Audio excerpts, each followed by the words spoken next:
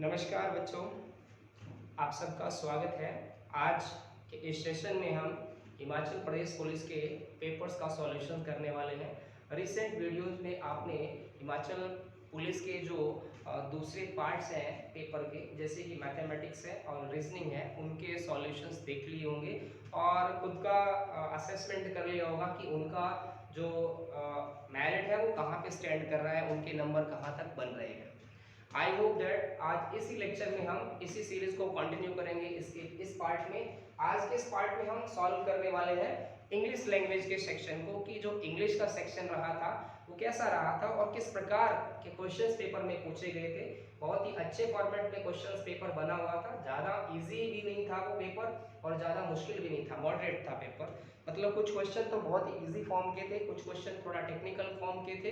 तो उन्हीं क्वेश्चंस को हम डिटेल में वन बाय वन सॉल्व करने का प्रयास करेंगे और इसका कंप्लीट इंग्लिश सॉल्यूशन आज आपको करवाने वाले हैं। तो आप चैनल पे जुड़े रहिएगा और इंग्लिश सेक्शन के सॉल्यूशंस को आज हम कंप्लीट करने वाले हैं। चलिएगा, हम शुरुआत करते हैं अपने क्वेश्चंस पेपर के साथ इंग्लिश लैंग्वेज में। आप सबसे एक रिक्वेस्ट ये है कि सभी जो स्टूडेंट्स हमें इस टाइम देख रहे हैं या फिर हमें बाद में जो अपलोडेड वीडियो है, रिकॉर्डेड वीडियो को बाद में देखेंगे, तो अपने क्वेश्चन पेपर को साथ में लेके बैठेगा।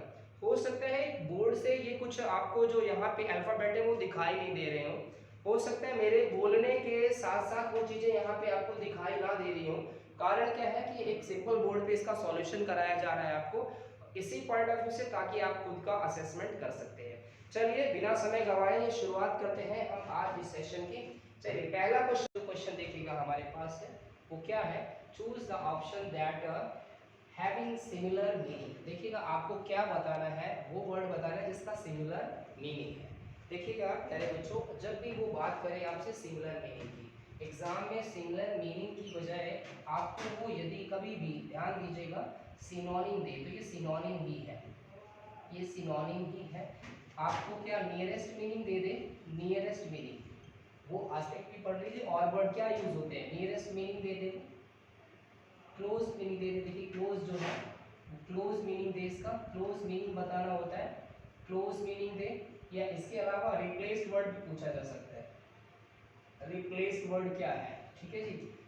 बेस्ट एक्सप्रेस भी पूछा जा सकता है, तो ये वर्ड एक ही है। जब आपसे पूछा जाए बेस्ट एक्सप्रेस बताइएगा, तो यहाँ पे बेस्ट एक्सप्रेस में भी आपको सिनोनिम बताना है। तो हमारे पास पहला जो वर्ड है वो डियर स्टूडेंट क्या है, वो है पायस। वो क्या है हमारे पास, पायस। डियर स्टूडेंट पायस होता क्या है एक्चुअली, पायस होता है पवित्र। पवित्र मतलब जो चीजें क्या है, डिवाइन फॉर्म में है, जो बिल्कुल सेक्रेड है, एकदम पवित्र है। तो हमारे लिए ऑप्शन पहला क्या है, रिलीजियस। दूसरा ऑप्शन क्या है, सिंपैथी। तीसरा ऑप्शन है अफ्रेड और फोर्थ ऑप्शन है फेथफुल। देखिएगा तो राइट आंसर क्या बनेगा हमारा डियर स्टूडेंट, राइट आंसर बनेगा हमारा बनेगा religious. Option number A is the correct answer. देखिए चलिए हम कुछ और सिनोनिम देखते हैं इसके। पहले सिंपैथेटिक की हम बात कर ले, ये क्या होता है, सहानुभूति होना, किसी से कोऑपरेटिव नेचर होना, सहानुभूति रखना, किसी की हेल्पफुल नेचर होना। अफ्रेड क्या होता है, देखिएगा अफ्रेड डरना होता है, जिसको आप फियर कहते हैं, फियर्ड पर्सन जो होता है वो डरा होता है। और फेथफुल तो आपको मालूम है क्या होता है, लॉयल होता है, वफादार जो होता है, डेडिकेटेड होता है, डेडिकेटेड समर्पित, लॉयल। तो हमारे पास राइट ऑप्शन क्या है, रिलीजियस। और सिनोनिम लिखते हैं हम होली, और क्या क्या हो सकते हैं, होली हो सकते हैं, सेक्रेड, SACRED, सेक्रेड, पायस हो गया, होली हो गया, सेक्रेड हो गया, डिवाइन हो गया बच्चों, डिवाइन, स्पिरिचुअली, स्पिरिचुअली देखिएगा स्पिरिचुअल, और देखिएगा सेंटी, सन से बना सेंटी, हेवनली, तो ये हेवनली बन गया, ठीक है जी। डिवाउट बहुत अच्छा वर्ड है, DEVOUT, डिवाउट। तो ये और अन्य है जो इसके अलावा वर्ड है, इसके सिनोनिम की कैटेगरी में आए। देखिएगा और इसको हम क्या कह सकते हो, होली हो गया, सेक्रेड हो गया, डिवाइन हो गया, स्पिरिचुअल हो गया, सेंटी हो गया, और हेवनली हो गया, और डिवाउट हो गया। कंफ्यूज मत होना, एक वर्ड और आता है इसके अलावा, थोड़ा सा मैं हट के लिख रहा हूँ उसको, इसका सिनोनिम नहीं है, आप कंफ्यूज मत हो जाना उसके बारे में। यहाँ नोट ध्यान देना, कई बार आपको वो गड़बड़ मिल जाता है। अगर ये वर्ड लिखा हो ना, क्या देखो ये तो लिखा सेक्रेड, पायस होता है, एक होता है स्केयर्ड, SCARD, स्केयर्ड। तो तो स्केर्ड अफ्रेड होता है मतलब इसको कौन सा बोलते हैं, जो डरा हुआ हो भाई, जिसको फ्राइटन्ड कहते हैं, फ्राइटन्ड कहते हैं, डरा हुआ कहते हैं, भयभीत कहते हैं, फियर्ड कहते हैं। तो यहाँ पे वो वाला कैटेगरी में लिखनी, ये स्केर्ड है जबकि यहाँ सेक्रेड है। नेक्स्ट वर्ड जो हमारे पास है डियर स्टूडेंट वो क्या है, रेप्लेनिश। रेप्लेनिश वर्ड क्या होता है, रेप्लेनिश होता है किसी चीज को रिफिल करना, किसी चीज को दोबारा भरना, उसको क्या करना, उसको कवर करना, रिफ्रेश कर लेना। तो देखिएगा ऑप्शन है हमारे पास रिस्टोर, रिचार्ज, एक्सीलरेट और एग्जॉस्ट। एग्जॉस्ट तो क्या होता है, थक जाना एकदम बिल्कुल थकावट में। एक्सीलरेट करना, किसी चीज को फास्टन करना। रिचार्ज करना, किसी चीज को दोबारा चार्ज करना, री एनर्जी देना उसको। और रिस्टोर होता है किसी चीज को इकट्ठा करना, उस चीज को दोबारा भरना। तो राइट ऑप्शन होगा हमारा रिस्टोर। रिस्टोर को हम और अन्य जो दूसरे सिनोनिम है वो क्या क्या ले सकते हैं, वो हमारे सिनोनिम होंगे। देखिए फिल होना, फिल करना, रिफिल करना, रिफिल करना, और क्या करना, रिफ्रेश करना, रिफ्रेश करना, रीलोड करना, रीलोड करना, रिपैक करना, कि इसके और सिनोनिम होंगे। तो हमारा ऑप्शन नंबर ए हो चलेगा। अब नेक्स्ट क्वेश्चन की तरफ हम, नेक्स्ट क्वेश्चन क्या है, a hater of knowledge and learning means एक ऐसे पर्सन के बारे में बताना है आपको जो क्या करता है डियर स्टूडेंट, हेट करता है। किससे हेट करता है भाई, जिसको किससे नफरत है, नॉलेज से भी, ज्ञान से भी नफरत है और लर्निंग सीखने से भी नफरत है। दोनों कैटेगरी के पर्सन एक ही कैटेगरी में आते हैं। मतलब जो ज्ञान को हासिल करना और सीखने को क्या समझता है, बहुत बड़ा एक क्या मानता है, अभिशाप मानता है। और ऐसा व्यक्ति लर्निंग से भी और किससे, नॉलेज से भी, दोनों से हेट करता है यानी नफरत करता है। तो यहाँ पे हेटर हुआ नफरत करना, किसी से, उस चीज से नफरत करना। देखो पहला ऑप्शन क्या है हमारे पास डियर स्टूडेंट्स, पहला ऑप्शन है बिब्लियोफिलिक। ध्यान से देखिएगा, बिब्लियोफिलिक। अब बिब्लियोफिलिक क्या होता है, काम की बात है, नोट कर लीजिएगा, आपके एग्जाम के लिए जरूरी है। मैं इसको मार्क कर देता हूं, देखिएगा ये ले लिया मैंने इसको मार्क में यहाँ पे। बिब्लियोफिलिक कौन होता है डियर स्टूडेंट, बिब्लियोफिलिक होता है देखिएगा a lover of, a lover of कौन, बुक्स, जो पुस्तकें पढ़ने का, लिटरेचर पढ़ने का शौकीन है, जिसको पुस्तकों से क्या है, प्रेम है, पुस्तक प्रेमी है। ये कौन है डियर स्टूडेंट, ये है पुस्तक प्रेमी, पुस्तक प्रेमी। तो इस ऑप्शन का आंसर का मतलब, इस ऑप्शन का जो मतलब हुआ ये हुआ। आंसर नहीं बताया मैंने अभी आपको। सेकंड में क्या आया देखिएगा, फिलोलॉजिस्ट। सेकंड में आपके पास ये देखिएगा, सेकंड में क्या आया, फिलोलॉजिस्ट। फिलोलॉजिस्ट कौन होता है, फिलोलॉजिस्ट होता है अ पर्सन हु लव्स, वो क्या करता है, लव करता है, प्रेम करता है, किससे भाई, किससे करता है, नॉलेज एंड लर्निंग से, KNOWLEDGE, knowledge and learning, knowledge and learning. I hope यहां से दिख रहा होगा आपको, ताकि इसकी एक्सप्लेनेशन मैं सारी बता पाऊं आपको। देखिएगा अ लवर ऑफ बुक कौन होता है, बिब्लियोफिलिक होता है। और फिलोलॉजिस्ट कौन होता है, फिलोलॉजिस्ट होता है जो लव करता है, किससे, पुस्तकों से, किस प्रकार से, सॉरी किससे, ज्ञान से और सीखने से, दोनों से क्या करता है, प्रेम करता है। तो इसका तो ऑप्शन का मीनिंग ये हो गया। अब आ जाइए आपके पास नेक्स्ट क्या है, वही नेक्स्ट देखिएगा ध्यान से, नेक्स्ट क्या है, नेक्स्ट है मिसोगेनिस्ट। ध्यान से सुनिएगा, मिसोगेनिस्ट। मिसोगेनिस्ट मींस कौन, a man who hates, hates करता है किससे भाई, किससे भाई, विमेन से, महिलाओं से नफरत करने वाला व्यक्ति, महिलाओं से नफरत करने वाले व्यक्ति को क्या कहते हैं, मिसोगिनिस्ट कहते हैं। अब आया हमारे पास ये वाला option, D option. D option क्या है, मिसोलॉजिस्ट, मिसोलॉजिस्ट। ध्यान से देखिएगा, मिसोलॉजिस्ट, ये किसे कहते हैं, मिसोलॉजिस्ट। यहां पढ़ा था फिलोलॉजिस्ट, कॉमन बात नोट की आपने, लॉजिस्ट इधर भी है, लॉजिस्ट इधर भी है। एक टर्म और समझिए, जो लॉजी होता है, ध्यान दीजिएगा, लॉजी, LOGY, लॉजी जो टर्म है ये जनरली क्या बताता है डियर स्टूडेंट, ये बताता है स्टडी को, कि किसी भी फील्ड की स्टडी की जब हम बात करते हैं तो लॉजी जो टर्म है वो स्टडी कहते हैं। जैसे न्यूरोलॉजी किसकी स्टडी है, वो किसकी स्टडी है? ब्रेन की स्टडी। कार्डियोलॉजी किसकी स्टडी है? कार्डियोलॉजी किसकी स्टडी हो गई भाई? वो होगी आपके हार्ट की। आपने पढ़ा ऑप्थेल्मोलॉजी, ऑप्थेल्मोलॉजी ये किसकी स्टडी हुई भाई? ये हुई आपकी आंखों की। फिर उसके बाद यदि हम पढ़ते हैं कुछ और स्टडी को, देखिएगा हम पढ़ते हैं जेरेंटोलॉजी। जेरेंटोलॉजी किसकी स्टडी हुई? ओल्ड एज की। तो लॉजी वाले टर्म क्या बताते हैं? स्टडी। लेकिन ध्यान रखना जब क्या होता है, लॉजिस्ट होता है ना आगे लगा हुआ, लॉजिस्ट होता है तो ये कौन होता है? ये स्पेशलिस्ट होता है। ये कौन होता है? ये स्पेशलिस्ट होता है डियर स्टूडेंट। मतलब वो व्यक्ति जो उसका क्या है, उसका स्पेशलिस्ट पर्सन है, जो उसका कौन है, उसके फील्ड में काम करने वाला व्यक्ति है। तो यहाँ पे क्या आ गया भाई? मिसोलॉजिस्ट आ गया। तो राइट आंसर क्या हो जाएगा इसका? राइट आंसर हो जाएगा आपका मिसोलॉजिस्ट। ये कौन है? अ मैन हु हेट्स किससे भाई? Knowledge and learning. Knowledge and learning. Knowledge and learning. देखिएगा यहां ध्यान से कि ये सभी ऑप्शंस के मैंने सारे मीन्स बता दिए आपको, और आपसे पूछा गया है hater of knowledge and learning. Hater of knowledge and learning. Hater of knowledge and learning के लिए आपका राइट आंसर होगा वो क्या हो जाएगा? आपका मिसोलॉजिस्ट। देखिएगा ये आंसर आपका सही है, मिसोलॉजिस्ट। चलिएगा आप इसको नोट कर लीजिएगा, इसका स्क्रीनशॉट कीजिएगा ताकि मैं इस क्वेश्चन के फॉर्मेट को हटा दूं यहां से और नेक्स्ट क्वेश्चन पे आते हैं। ओके जी, चलिए बढ़ते हैं आगे।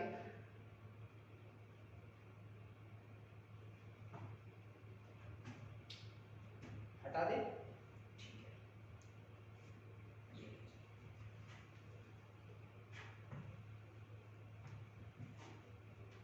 दो क्वेश्चन इस फॉर्मेट में नहीं आए थे, हटा के उसको दो क्वेश्चन को भी करवा दो। चलिएगा इसके बाद देखिएगा नेक्स्ट क्वेश्चन डियर स्टूडेंट, हमारे पास ब्लैंक है और ध्यान से अपने क्वेश्चन पेपर को देखिएगा।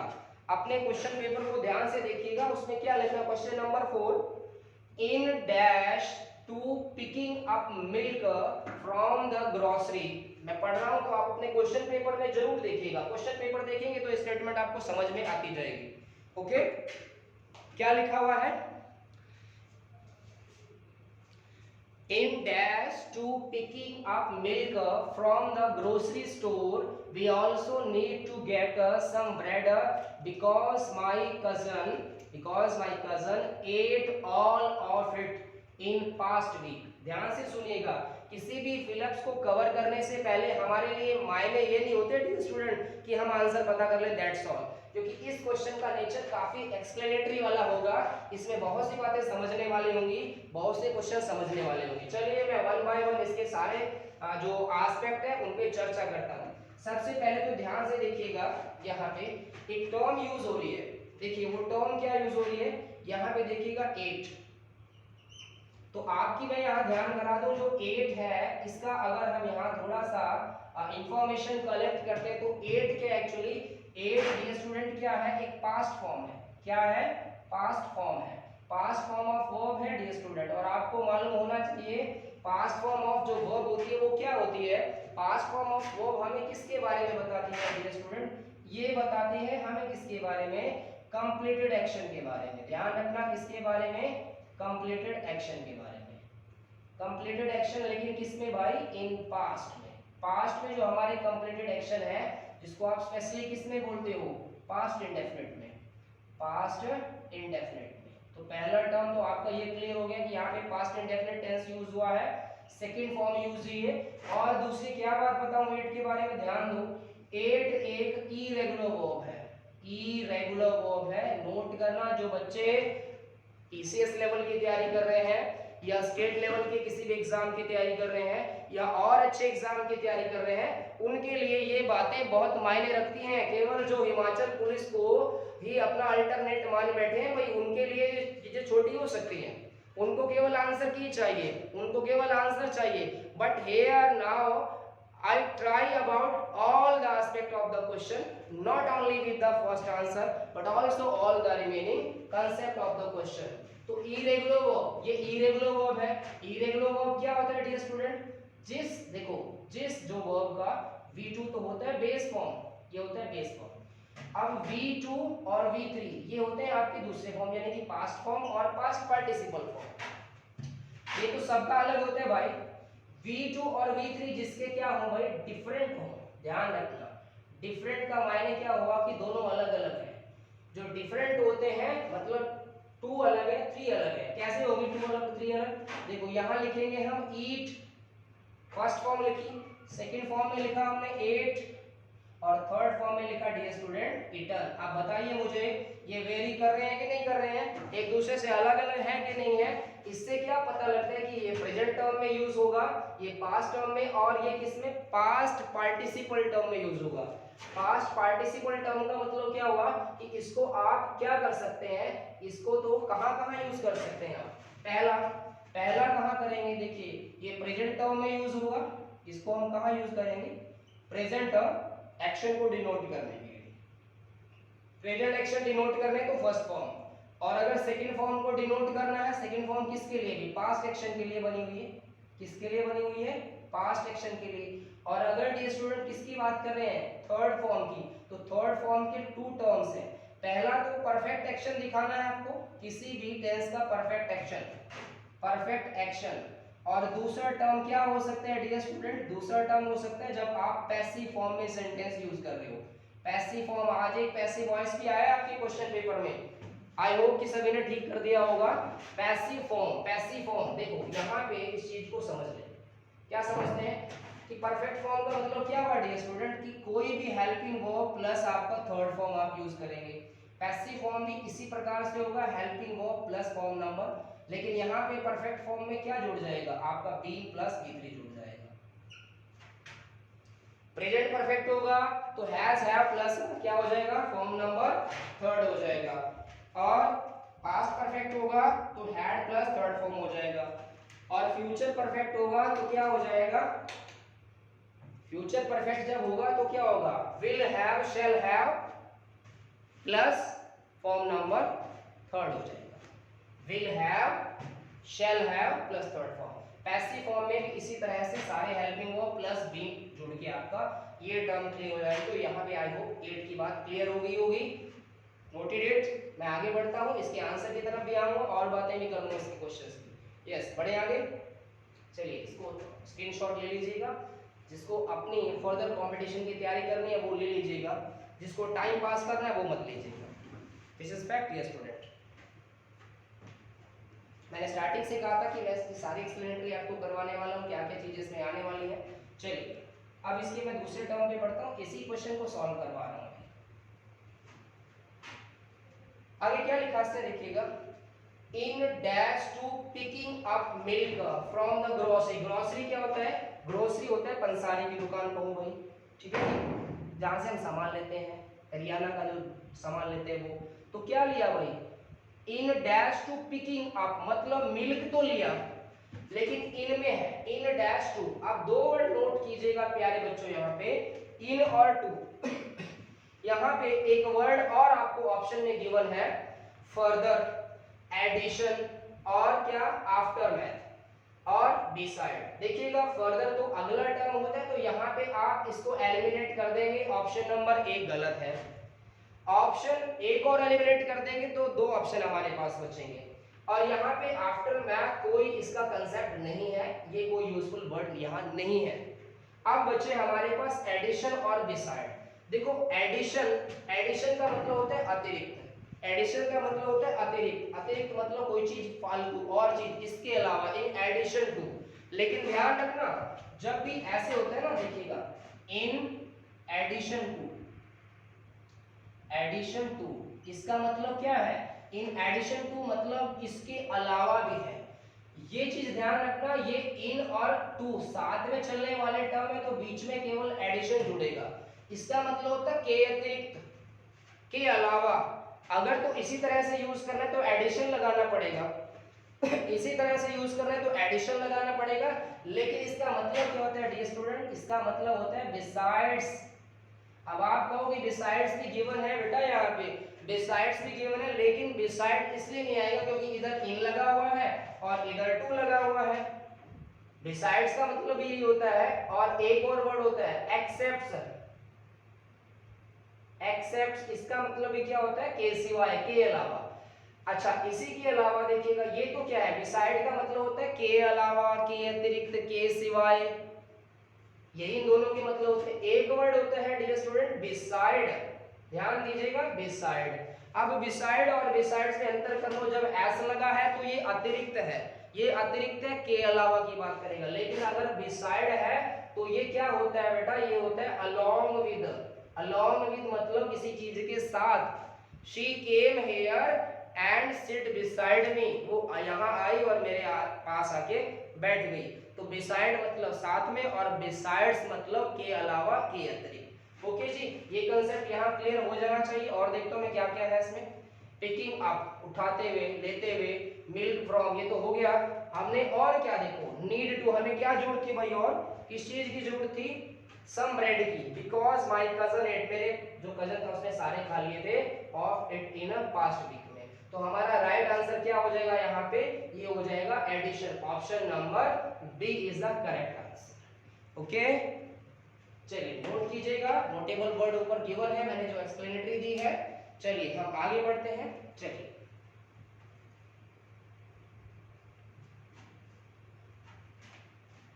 इसको मैं हटा देता हूँ।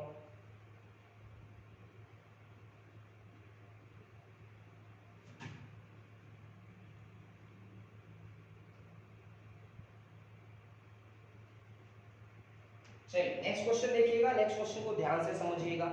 ये क्वेश्चन स्टूडेंट्स को कंफ्यूज करने के लिए पूछा गया था। ये क्वेश्चन स्टूडेंट्स को कंफ्यूज करने के लिए क्यों पूछा गया, क्योंकि स्टूडेंट अक्सर ना दो कंसेप्ट पढ़ते हैं।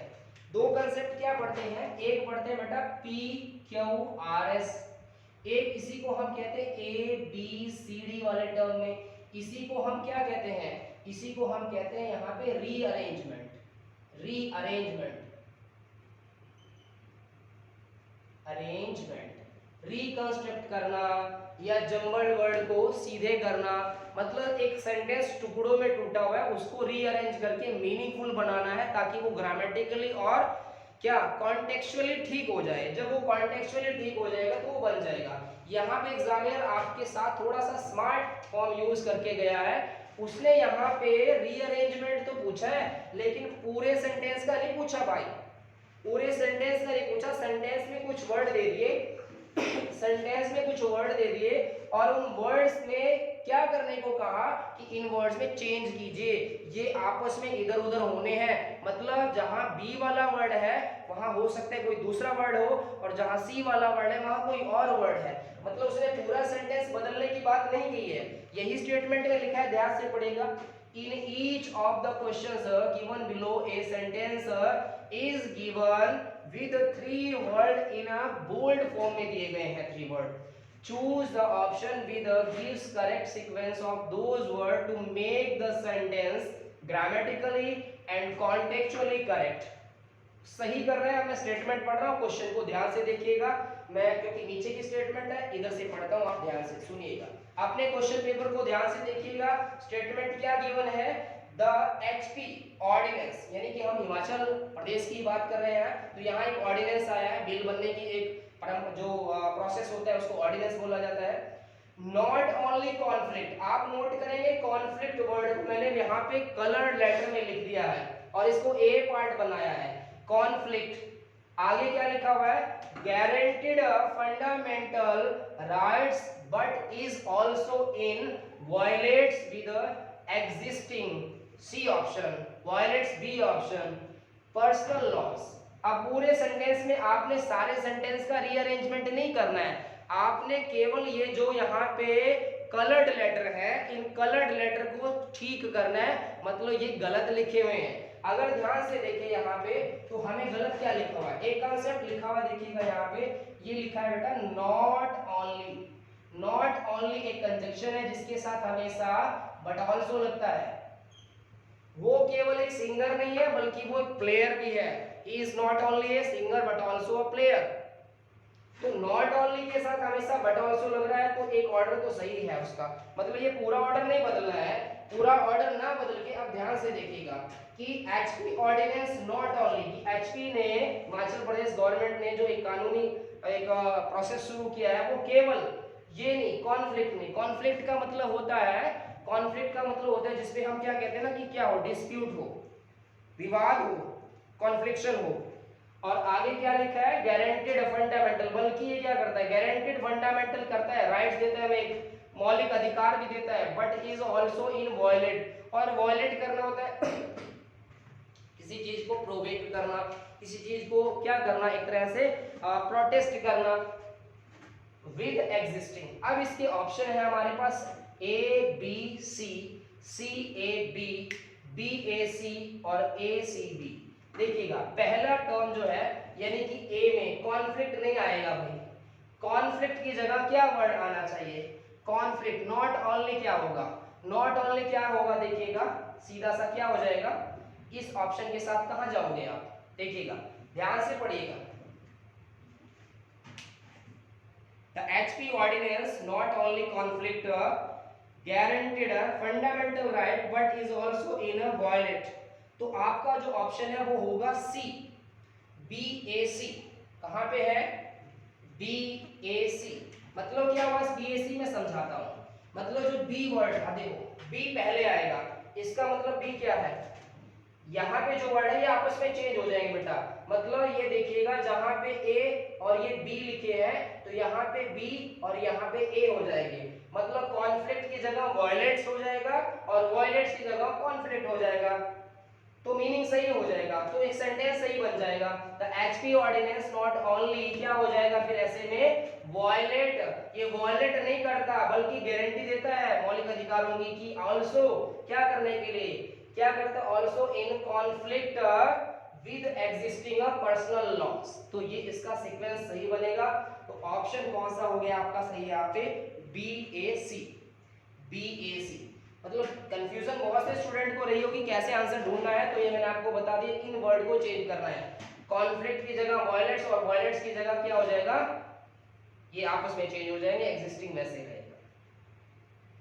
ठीक है जी, क्योंकि यहाँ पे और चीजें चेंज नहीं होगी। चलिए इसी में 6 क्वेश्चन पूछा गया है। The supreme court has been asking states to reservation, a part में रिजर्वेशन लिखा है और फिर क्या लिखा है, quantifiable, quantifiable data to justify their क्या जी, लेवल ऑफ प्रोड्यूस।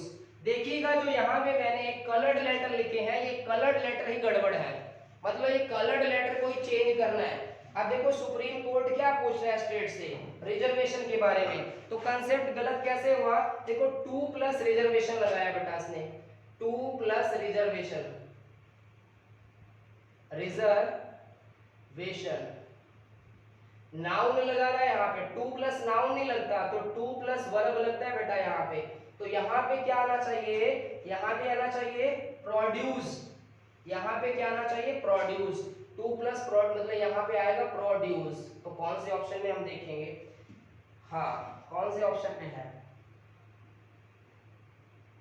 इसके मैंने ऑप्शन नहीं लिखे, सॉरी इसके ऑप्शन मैंने यहाँ लिखे नहीं, तो प्लीज आप ऑप्शन देख लीजिएगा, मैं ऑप्शन लिख देता हूँ। पहले ऑप्शन में, पहले ऑप्शन में है यहाँ पे देखिएगा, ए ऑप्शन में क्या है हमारे पास, इसमें है C A B, C A B, और बी ऑप्शन में है, बी ऑप्शन में जो हमारे पास है वो है A C B, A C B, A C B.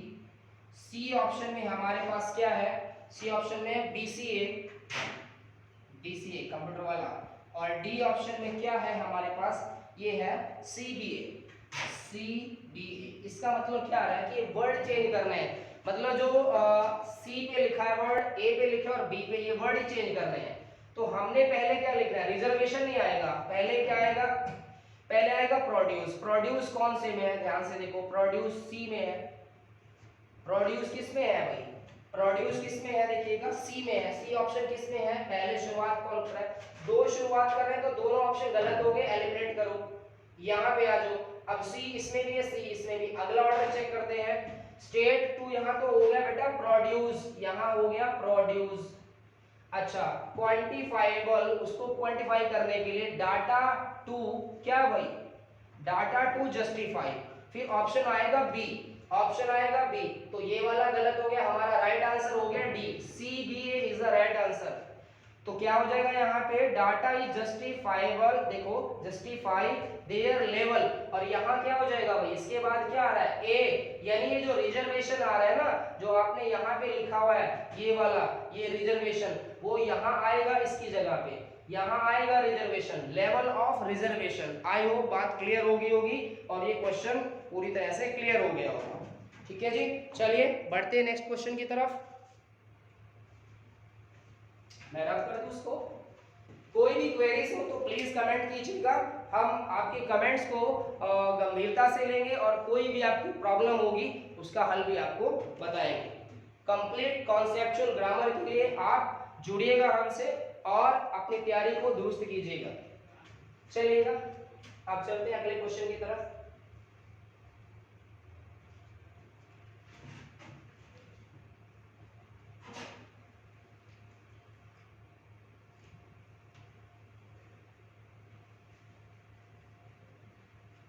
Yes, next question हमारे पास डियर स्टूडेंट, दोनों क्वेश्चन स्पेलिंग में है।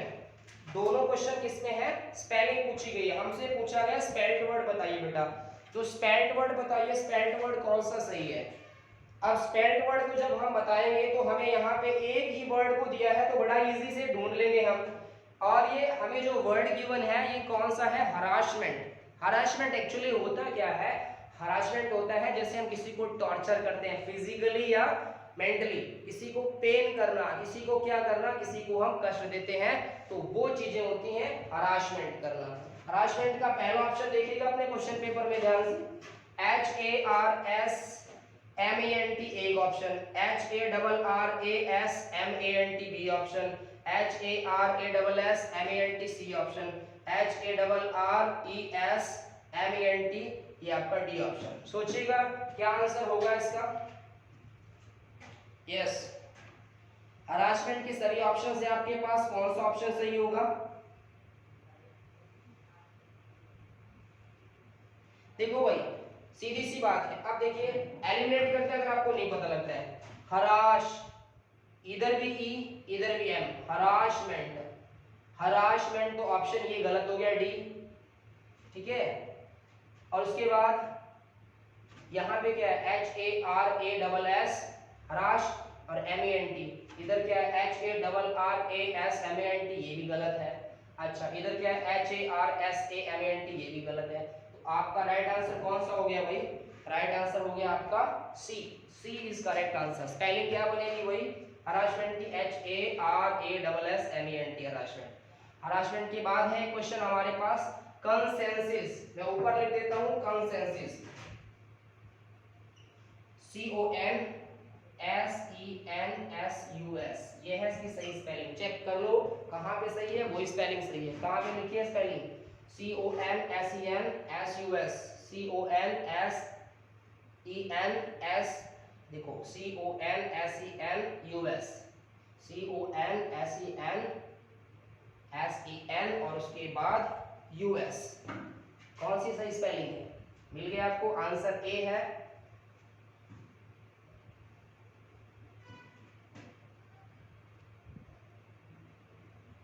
देखिएगा ध्यान से देखिएगा, CONSEN, CONSENSUS।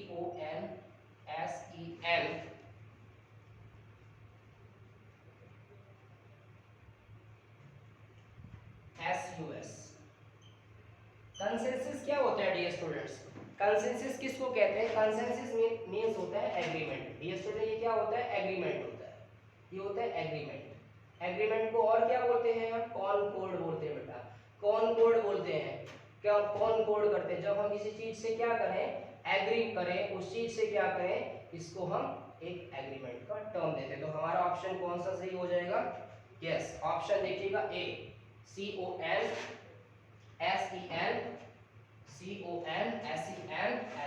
Consensus, consensus is the right answer. चलेगा नेक्स्ट की तरफ बढ़ते हैं, ये वाला पोर्शन पूरा हो चुका है, अब हम दूसरे पोर्शन पे आते हैं। यस, अब आगे आपका नेक्स्ट क्वेश्चन नंबर देखिए 9। क्वेश्चन नंबर 9 क्या कहता है, क्वेश्चन नंबर 9 कहता है I am going out tonight Lakshmi said, मतलब ऊपर स्टेटमेंट क्या गिवन है, ध्यान से देखिएगा। Select the correct indirect speech. Indirect speech सही, डायरेक्ट है क्या इनडायरेक्ट है, ढूंढना है आपको। ऊपर क्या दे रहा है, I am going out tonight Lakshmi said, ये यानी कि डायरेक्ट में दिया गया है, आपको इनडायरेक्ट वाला फाइंड आउट करना है। देखो जब इस प्रकार के क्वेश्चन होते हैं तो आप काफी कंफ्यूज होते होंगे, खासकर वो स्टूडेंट जिन्होंने कंसेप्ट नहीं पढ़ा। अब ध्यान दीजिएगा, मैं यहाँ पे क्या कर रहा हूँ, गलत वाले ऑप्शन को एलिमिनेट करूंगा और सही क्यों है ये भी बताने की कोशिश करूंगा।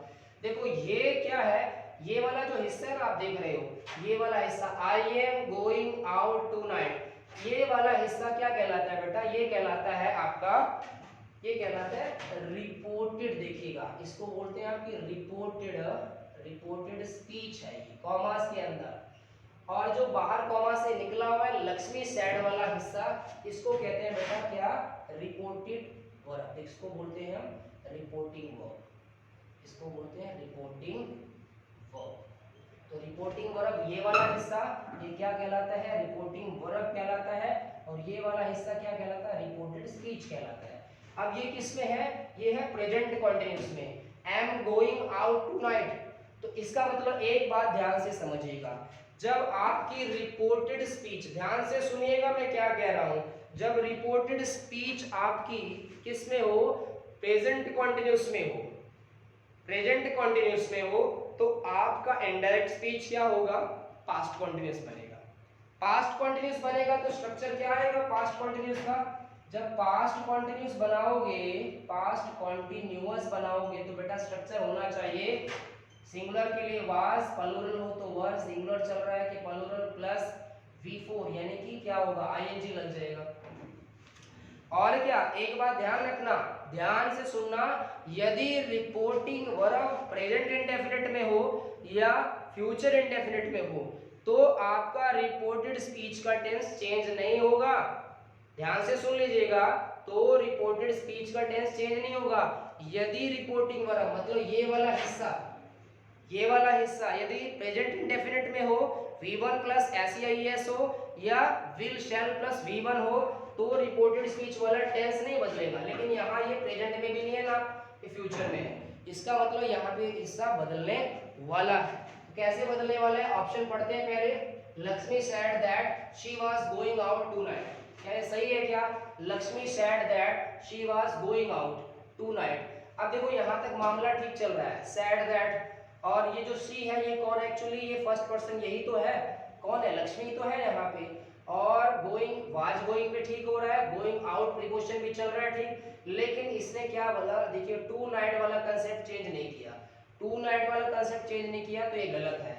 आगे ऑप्शन बी क्या कहता है, Lakshmi said that she was going out that night, क्या ये ठीक है, पढ़िए इसको, लक्ष्मी सेड दैट, यहाँ तक ठीक चल रहा है, she was going out that night, बिल्कुल ठीक है, ये ऑप्शन एकदम सही है, सही ऑप्शन है। आगे चलिए, आगे क्या कहते हैं, Lakshmi said she was going out that night, यहाँ पे दैट को रिमूव कर दिया तो ये भी गलत हुआ।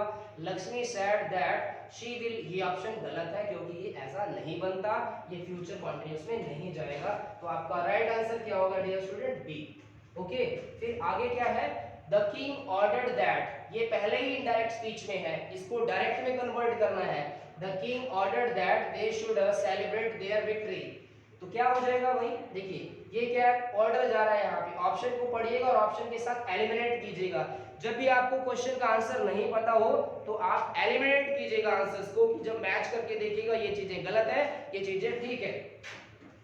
The king said one should celebrate their victory, भाई एक बात बताओ, राजा ने कहा है कि वन शुड का कंसेप्ट यहाँ नहीं चलेगा भाई, वन शुड नहीं होगा, सेलिब्रेट देयर विक्ट्री, तो ठीक है, लेकिन ये कंसेप्ट गलत हो जाएगा यहाँ पे।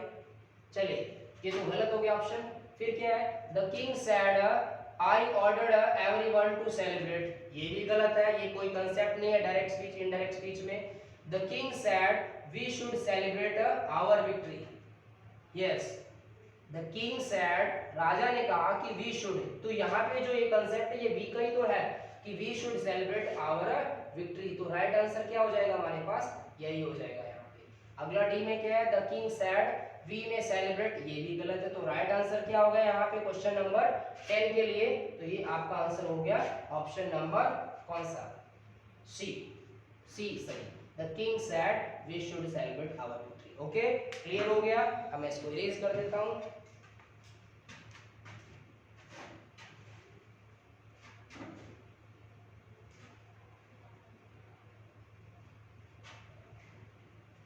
यस, आगे क्या क्वेश्चन है? Improve the sentence. ये कह रहा है सेंटेंस को इम्प्रूव कीजिए, मतलब सेंटेंस इम्प्रूवमेंट। बच्चों ध्यान से सुनना, कॉमन एरर का ये एक एडवांस पार्ट है। देखो क्या होता है, किसी भी कंसेप्ट को पूछने का पहला ढंग होता है कि फिलअप्स बनाए जाए। सेकंड डिफिकल्ट जो लेवल होता है वो कॉमन एरर होता है, और थोड़ा सा से एडवांस लेवल होता है वो होता है सेंटेंस इंप्रूवमेंट। यहाँ एक अंडरलाइन वर्ड किया गया और पूछा गया कि क्या वहां पे कोई इंप्रूवमेंट होनी है या नहीं होनी है। चलिए देखते हैं क्या दिया गया है यहाँ पे। इंप्रूव द सेंटेंस अंडर, देखिएगा फॉर्म इज, जो रिक्वायर्ड यहाँ पे है वो रिक्वायर्ड क्या है? एवरीथिंग इज फनी, हर चीज इतनी फनी है। एज लॉन्ग एज इट, जितनी लंबी होती है उतनी ही है। और यहाँ पे जो अंडरलाइन वर्ड आया वो क्या है? Is happening to. देखिएगा इज हैपनिंग टू, जितनी हो रही है। अब ये वर्ड चेंज करना है, somebody else, जितनी किसी की होनी चाहिए। ऑप्शन दिए इसने has been happening for, option B में दिया है कुड हैव हैपन टू, और सी में दिया है वाज हैपनिंग टू, और डी में दिया है इज हैपनिंग टू। तो बेटा इसका जो आंसर रहने वाला है वो रहने वाला है कौन सा? आपका डी रहेगा। क्यों रहेगा? क्यों? जरा ध्यान से समझिए। इज और ये हैपनिंग, इज हैपनिंग टू नहीं होता बेटा, टू नहीं होता, ये एक अलग कंसेप्ट है। क्या कंसेप्ट है? चलिए मैं बता देता हूँ। टू का मतलब क्या होता है? एक्चुअली टू के दो मीनिंग हम लेते हैं। एक टू को हम मानते हैं, देखिए किस टर्म में, जब हम ऑल्सो को एक्सप्लेन करते हैं। बी, एक टू का मीन्स बी होता है, ये एडवर्ब की तरह काम करता है। और कैसे यूज होता है देखिएगा किस तरह से। एक दूसरा टर्म देखिएगा इसका कि ही इज टू वीक। ध्यान से देखिएगा, he is too weak to walk. इसका मतलब ध्यान से समझिएगा, ही इज टू वीक तो क्या हुआ? He is too weak to walk. कि ये जो टू लगता है ना, टू के बाद बेटा हमेशा ही कौन सी डिग्री आती है? ध्यान रखना, टू के बाद हमेशा कौन सी डिग्री आएगी? Positive degree. तो मैंने लिख दिया पॉजिटिव, पीडी बोल दिया इसको। ध्यान रखना, टू के बाद हमेशा पॉजिटिव डिग्री आएगी, और प्लस हमेशा टू आएगा, और two plus form number one आएगी। इसका एक्सप्लेनेशन क्या हुआ? इसका एक्सप्लेनेशन ये हुआ कि ये इतना कमजोर है कि चल नहीं सकता। दिखता नहीं है इसका नेगेटिव मीनिंग, लेकिन नेगेटिव मीनिंग ये है, he is too weak to walk। तो हम कैसे कहेंगे यहाँ? इसको ऐसे कहेंगे, he is so weak, वो इतना कमजोर है, इतना कमजोर है, that cannot walk, कि वो चल नहीं सकता। ओके जी, तो यहाँ पे आंसर आपका हो गया is happening to की जगह, ये to की जगह क्या आ जाएगा? to आ जाएगा। ओके, चलिए नेक्स्ट क्वेश्चन की तरफ आ जाइएगा।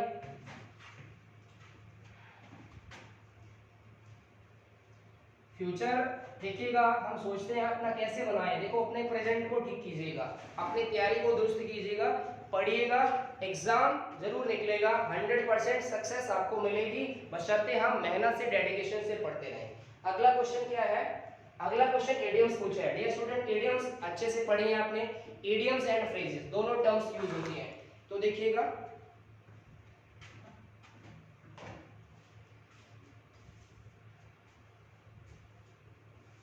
यस, पहला क्या है? देखो इडियम्स को कैसे पूछा जाता है, या तो डायरेक्ट पूछ ले, वो एक सेंटेंस में पूछ ले आपसे, सेंटेंस में पूछिए। और क्या लिखा है इसने? देखिएगा सेंटेंस में, everyone likes her since she always remains in high spirit.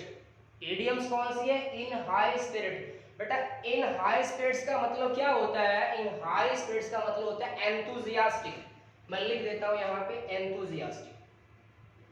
Enthusiastic, enthusiastic means क्या होता है बेटा? जीलियस, ZELOUS, जीलियस होना, क्या होना? उत्साही होना, उमंगी होना, जिसको क्या बोलते हैं हम? एनर्जेटिक होना, एनर्जेटिक होना, एनर्जेटिक होना।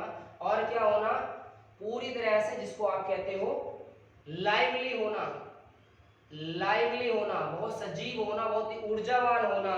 तो हाई स्पिरिट का मतलब क्या है यहाँ पे? टॉकेटिव तो बातों नहीं होता है, चीयरफुल। राइट आंसर होगा चीयरफुल, चीयरफुल, प्रसन्न होना, डिलाइटेड होना। क्या वर्ड हो सकते हैं और? डिलाइटेड, डिलाइटेड होना बेटा, और प्लेजरफुली होना,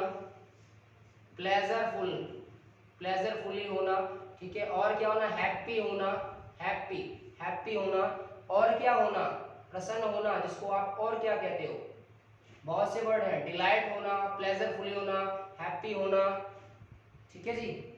और क्या होना, रिजॉयस होना, ये वर्ड। तो राइट आंसर आपका कौन सा मिल जाएगा, चीयरफुल। चलिए नेक्स्ट क्वेश्चन क्या है, he was a king who ruled his subject. देखो ये क्या है, वो एक ऐसा राजा है, अब ध्यान से समझिएगा, जो वॉज है ना, ये जो वॉज है, ध्यान देना, ये वॉज जो यहाँ पे यूज किया गया है, ये मेन वर्ब है, ये मेन वर्ब है, जो यूज यहाँ हुआ ये मेन वर्ब है, और ये V2 कंसीडर होगा।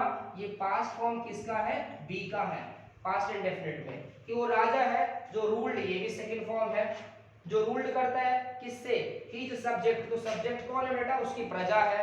अब आगे लिखा है क्या, with A high hand. High hand का मतलब होता है बहुत कठोरता से, बहुत दमन से, ऑपरेशन से। और किसको कहते हैं कि हम जब किसी का क्या करते हैं, शोषण करते हैं, किसी को ऑपरेशन देते हैं, किसी को ऑपरेस्ट करते हैं, वहां पे दमन करना, कठोरता से करना, उनको क्या करना, एक्सप्लॉयटेशन करना। तो ऑप्शन कौन सा सही हो जाएगा, oppressively, A is the correct option. Next question है, देखिएगा क्या, नेक्स्ट क्वेश्चन ध्यान से देखिएगा, मैं इसको कर देता हूं रफ यहां से।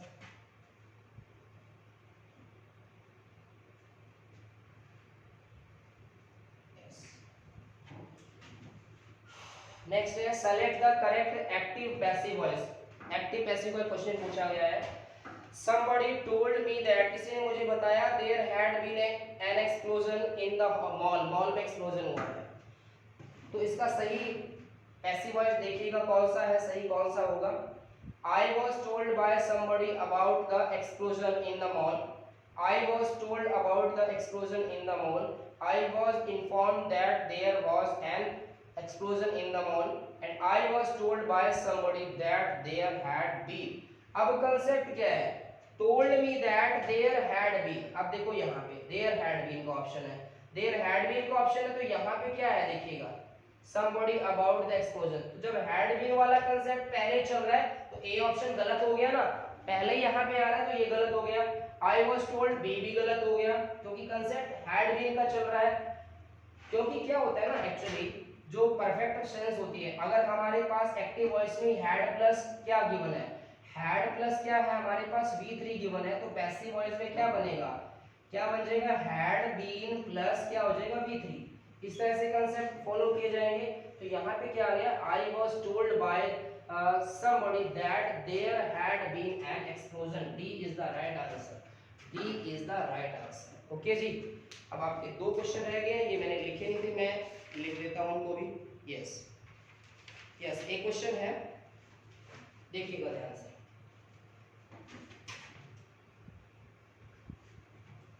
क्योंकि बोर्ड पे ये जगह कम थी, इस कारण मैं लिख नहीं पाया। यस, ये क्वेश्चन है, आपको इंप्रूवमेंट करनी है, इसमें जरूरत कम है। He has fallen out, question number है बेटा 15। He has fallen out, fallen out, fallen out with the girl, with the girl, with the girl, yes, he wanted to marry, he wanted to marry, to marry। ध्यान से देखिएगा, option A दिया है, improvement चाह रहा है ये, fallen of, fallen of एक ऑप्शन, बी ऑप्शन दिया है fallen in love, fallen in love. ज्यादातर बच्चे यही देख के समझ गए होंगे, और तो कुछ उनको अंदाजा लगा नहीं होगा। फॉलन फॉर सी में, फॉलन फॉर ये हो गया सी में, और डी में हो गया no improvement, no improvement, improvement. ध्यान से समझो, यहाँ पे डियर स्टूडेंट्स क्या पूछा गया है, ये पूछ रहा है इम्प्रूवमेंट क्या चाहिए, वो क्या पूछ रहा है आपसे, ये पूछ रहा है, वो फॉलन आउट पूछ रहा है। और फॉलन आउट बच्चों क्या है, ये एक फ्रेजल फॉर्म है, ये क्या है, फ्रेजल वर्ब है, फ्रेजल फॉर्म यूज की गई है। और फ्रेजल फॉर्म बनती कैसे है, उनका कंसेप्ट क्या है, जब आप क्या करते हो, जब आप किसी वर्ब में प्रीपोजिशन ऐड करते हो तो उसका मीनिंग चेंज हो जाता है। जब आप क्या करते हो, ये वर्ब है कोई भी आपका गिवन ABCD 2 3 1 2 3 में कोई भी प्लस क्या हो जाए आपका यहाँ पे प्रीपोजिशन हो जाए, ये ऐड हो जाए, तो प्रीपोजिशन जब ऐड हो जाएगी तो वर्ब और प्रीपोजिशन ऐड होके डियर स्टूडेंट बनता है फ्रेजल फॉर्म, फ्रेजल वर्ब बनता है। फ्रेजल वर्ब के अलग अलग मीनिंग होते हैं। अब देखो फॉल का मतलब तो जनरली कुछ और होता है, लेकिन फॉलन, देखो फॉलन आउट, फॉलन आउट क्या होता है, फॉलन आउट किसको कहते हैं कि जो किसी चीज से भी क्या हो जाए, एक तरह से अलग हो जाए, तो यहाँ फॉलन आउट गलत है। फॉलन आउट की जगह क्योंकि क्या हो रहा है, with the girl he wanted to marry, शादी करने की बात करते हैं, तो फॉलन इन लव, कौन सा ऑप्शन, बी ऑप्शन सही होगा। अच्छा एक ऑप्शन ए है, तो फॉलन ऑफ क्या होता है डियर स्टूडेंट, फॉलन ऑफ किसको कहते हैं, चीजें क्या होती हैं जब, देखिएगा ध्यान से, एक फॉलन फॉर है, एक फॉलन ऑफ है, तो फॉलन ऑफ क्या होता है, ये होता है डिक्रीज हो जाना, डिक्रीज हो जाना, गिर जाना, कम हो जाना, लेस हो जाना, कोई चीज कम हो जाना, और ये तो राइट आंसर आ ही गया। और फॉलन फॉर क्या होता है, इसको कहते हैं हम ट्रिक्ड हो जाना, tricked something, tricked something, believing, believing that is not true, that is not true, जो चीजें सत्य नहीं है, किसी के झांसे में आ जाते हैं, टैकल्ड हो जाते हैं, किसी को इंटेंगल्ड हो जाते हैं, किसी के झांसे में आ जाते हैं, तो फॉलन फोर होगा वहां पे, यस फॉलन फोर। ठीक है जी, चलिए एक क्वेश्चन और बचा है आपका, लास्ट क्वेश्चन है ये, देखिएगा ये क्या है, ये है it is the time, yes लिख दूं मैं,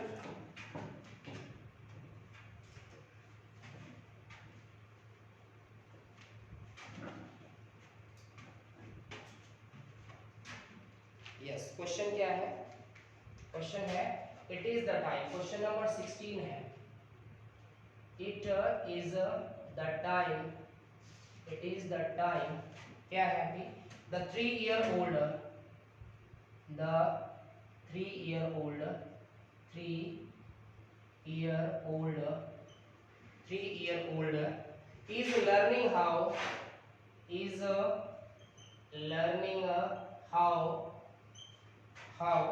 to read and write, to read and write, to read and write, yes ये चार है इंप्रूवमेंट। ऑप्शन नंबर ए के लिए was learning, was learning past continuous use कर रहा है, बी ऑप्शन यूज कर रहा है, ये कर रहा है हैज लर्निंग, हैज लर्निंग तो कोई कंसेप्ट होता नहीं है बेटा, कोई पार्ट नहीं होता। सी ऑप्शन में मस्ट लर्न, ये एक हमारी टर्म क्या हो जाती है जब हम कोई चीज को क्या करते हैं, जरूरी सीखते हैं, मस्ट का मतलब कंपल्सन है, मस्ट लर्न, तो सीखना किसी के लिए मस्ट नहीं, वो अपने नेचर को देखे। और डी ऑप्शन क्या मांगता है, नो इम्प्रूवमेंट, नो इम्प्रूवमेंट।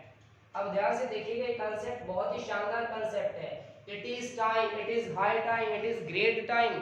जब इस प्रकार के कंसेप्ट होते हैं तो एक्चुअली जो फॉर्म है वो क्या यूज होती है, वी टू यूज होती है, वी टू यूज होते हैं। इट इज टाइम क्या जी, prepared the exam, it is time played the game, इस प्रकार के क्वेश्चन हम यूज करते हैं। लेकिन हमारे पास कोई ऑप्शन वी टू में नहीं है, तो वाज लर्निंग का कोई कंसेप्ट नहीं है यहाँ पे, और ना ही हैज लर्निंग। एक्चुअली ये गलत क्या है, ये फॉर्मेट होता ही नहीं है, मतलब ये स्ट्रक्चर ही गलत है, ये जो स्ट्रक्चर है ना ये गलत है, ये गलत स्ट्रक्चर है।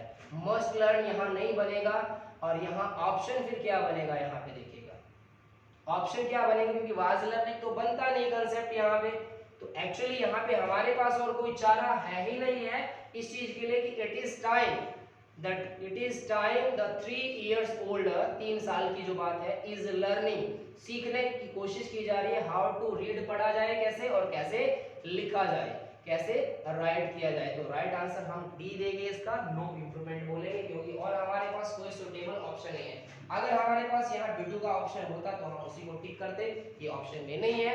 तो ये था आपके इंग्लिश के पेपर का सॉल्यूशन। आई होप कि सभी को सारी की सारी बातें अच्छे से क्लियर समझ में आ गई होंगी, और आप इनको अच्छे से अपना असेसमेंट कर पाएंगे। ठीक है जी, अपना स्कोर चेक कर लिया होगा सभी ने, कुछ एक्सप्लेनेशन यहाँ पे मैंने आपको पेपर के रिगार्डिंग दी है। विद दैट कि आपको पूरी बातें समझ में आई होंगी। अपना ख्याल रखिएगा और भगवान से हम देखिएगा उम्मीद करते हैं कि वो आपको सफल करें, परीक्षा में अच्छे नंबर दिलाए और जम के मेहनत कीजिएगा। केवल हिमाचल प्रदेश में पुलिस की नौकरी लेके ही संतुष्ट नहीं होना, बल्कि हमारा सपना और बड़ा होना चाहिए और आगे बढ़ना चाहिए जीवन में। मेहनत कीजिएगा, बड़ों का सम्मान कीजिएगा, अपने माता पिता का, अपने बड़ों का, सबका सम्मान कीजिएगा। नमस्कार।